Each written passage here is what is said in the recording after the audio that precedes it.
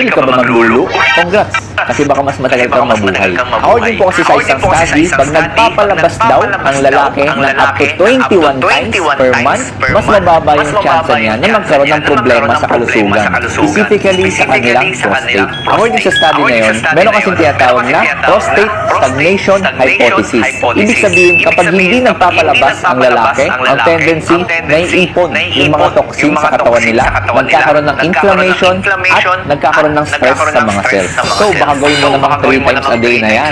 Tandaan natin na sa study na to, marami pong factors na hindi na-consider. Baka naman dun sa mga hindi nagkaroon ng prostate problem, talagang healthy na yung lifestyle nila at talagang physically fit sila. Tapos, dun naman sa mga nagkaroon ng prostate problem, baka naman talagang meron silang mga risk factors or hindi nila binabantayan yung kanilang kalusugan. Also, kung sobra ka sa lulu, pwede maapektuhan ng gana mo kay Mrs. or Mr. at pwede yan maging source ng distraction.